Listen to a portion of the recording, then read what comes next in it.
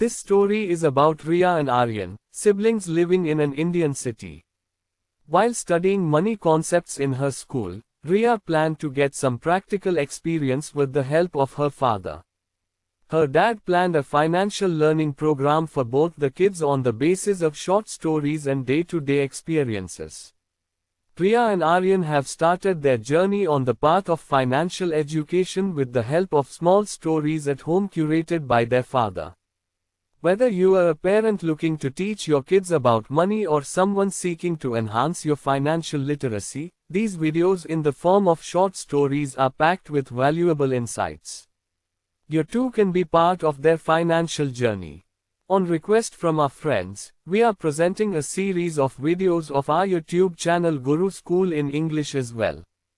The learning videos of Riya and Aryan so far in Hindi are already available on our YouTube channel Guru School.